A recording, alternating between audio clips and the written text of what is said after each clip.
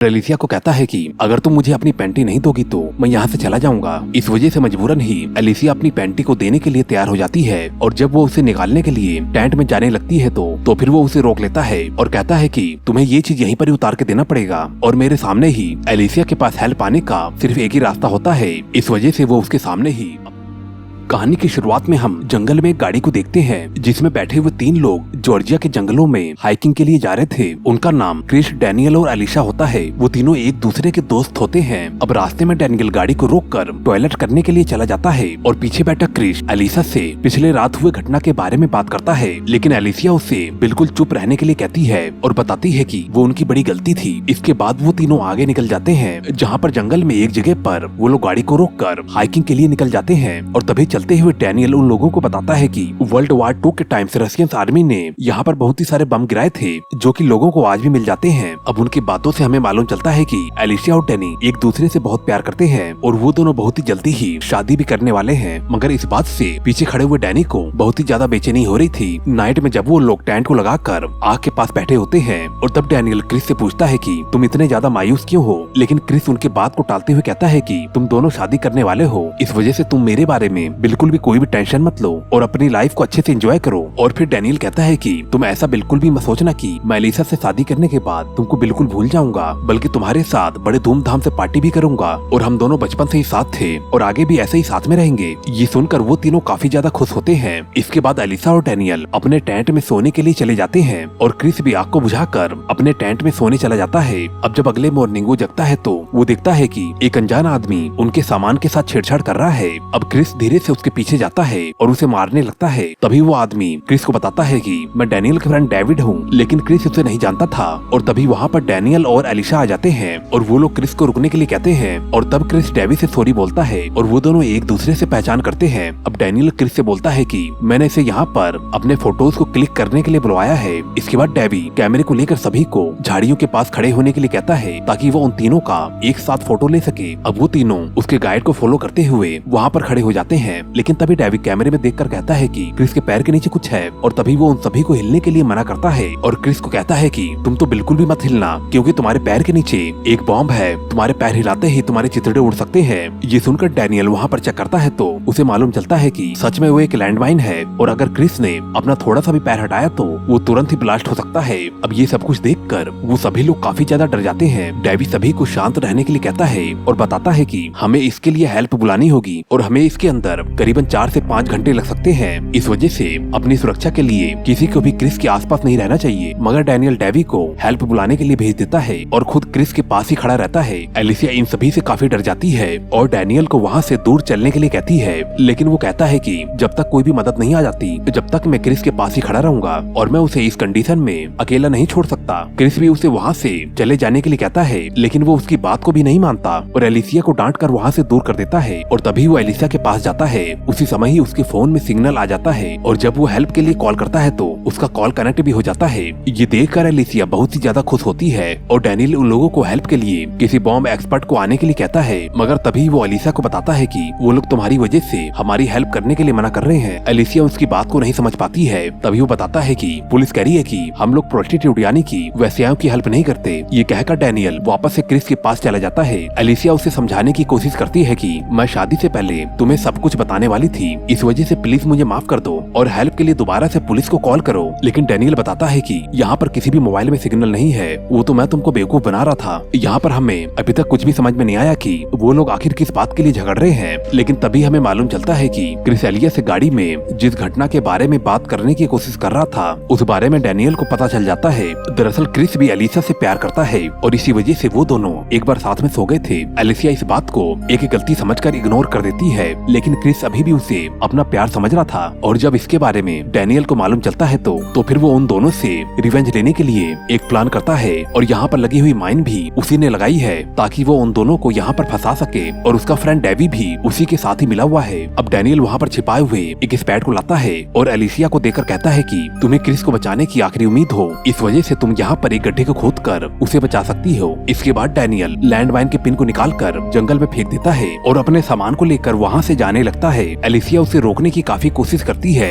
लेकिन वो उसकी एक नहीं मानता और वहाँ से चला जाता है। आगे डेवी उसका इंतजार कर रहा होता है और जब डैनियल आ जाता है तो वो दोनों वहाँ से चले जाते हैं। और अब वहीं जंगल में जाकर एलिसिया उस माइन की पिन को ढूंढ लेती है और वापस से लेकर उसे लगाने की कोशिश करती है, लेकिन वो पिन को दोबारा नहीं लगा पाती और इस वजह से वो उसे बचाने के लिए वहाँ पर गड्ढा खोदने लगती है। और उसी समय वहाँ पर एक शिकारी अपने कुत्ते के साथ आ जाता है, जो कि एलिसिया और क्रिस को देख लेता है। उसका कुत्ता एलिसिया पर अटैक करने लगता है, लेकिन फिर वो उसे रोक लेता है और फिर इसके बाद वो उन दोनों पर गन को तान देता है। एलिसिया उसे समझाने की बहुत ही कोशिश करती है और बताती है कि मेरे फ्रेंड का पैर एक माइन के ऊपर है। दरअसल हम लोग यहाँ पर हाइकिंग करने के लिए आए थे और अब हम यहाँ पर फंस चुके हैं। लेकिन शिकारी सोचता है कि इन लोगों ने यहाँ पर कुछ गलत किया है और इन्होंने किसी को मारकर यहाँ पर दफनाया है। लेकिन जब एलिसिया उससे हेल्प मांगती है तो फिर उसे यकीन होने लगता है कि ये लोग सच में ही मुसीबत में हैं। अब एलिसिया उसे कहती है कि क्या तुम यहाँ पर गड्ढा खोदने में मेरी कुछ मदद कर सकते हो, और फिर वो मदद करने के लिए तैयार हो जाता है। उस शिकारी का नाम एलिया होता है, लेकिन इससे पहले वो एलिसिया से पूछता है कि आखिर तुम यहाँ पर कैसे फंसे। एलिसिया उसे सच छिपाने की कोशिश करती है,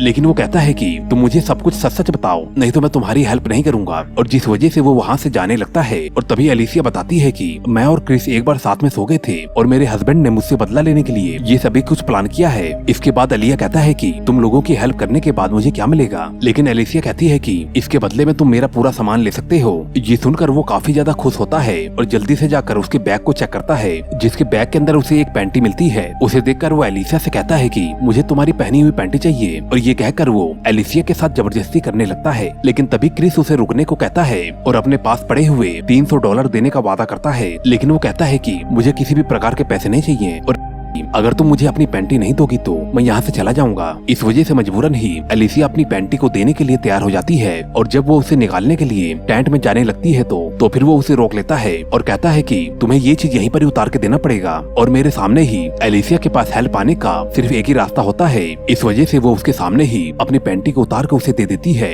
इसके बाद एलिया उसकी हेल्प करने के लिए गड्ढे को खोदने लगता है, लेकिन तभी उसके बैग में से एक रेडियो की आवाज आने लगती है। ये देखकर एलिसिया उससे उसके फोन को यूज करने के लिए मांगती है ताकि वो हेल्प के लिए यहाँ पर किसी को बुला सके। लेकिन एलिया फिर से बोलता है कि आखिरकार अगर मैं तुम्हें फोन दूंगा तो मुझे क्या मिलेगा। अब वो उससे बहुत ही ज्यादा रिक्वेस्ट करती है, लेकिन तब वो उसकी पैंटी को दूर फेंकता है और कहता है कि तुम्हें उस पैंटी को मेरे पास एक कुत्ते की तरह अपने मुंह में पकड़ कर लाना होगा। ये सुनकर एलिसिया उसे मना कर देती है और वापस से गड्ढा खोदने लगती है, लेकिन मजबूरन ही उसे उसकी बात को माननी पड़ती है और जो वो कहता है वैसा ही करती है। इसके बाद एलिया उसे वो रेडियो यूज करने के लिए दे देता है। एलिसिया इमरजेंसी नंबर पर कॉल करती है, लेकिन सामने वाले ऑफिसर को इंग्लिश बिल्कुल भी समझ में नहीं आ रही थी। इस वजह से वो उसे कुछ भी नहीं समझा पाती है और तभी एलिया से हेल्प मांगती है कि तुम अपनी भाषा में उससे हेल्प मांग के बताओ। लेकिन एलिया हमेशा की तरह फिर से अपनी डील रखता है, जिसमें कि वो कहता है कि मैं तुम्हारे लिए हेल्प को बुला लूंगा, लेकिन उसके लिए पहले तुम्हें मेरे लिए अनड्रेस होना पड़ेगा और मैं तुम्हें बिना कपड़ों के देखना चाहता हूँ। इस बात पे एलिसा उसे वहाँ से चले जाने के लिए कहती है, लेकिन अब रेडियो पर ऑफिसर बार बार जवाब मांग रहा था। इस वजह से एलिया उसे जवाब देने के लिए कहता है और कहता है कि उन्हें बोलो कि हम लोग बिल्कुल ठीक है, और अगर वो ऐसा नहीं कहेगी तो उसके ऊपर पुलिस केस लग सकता है।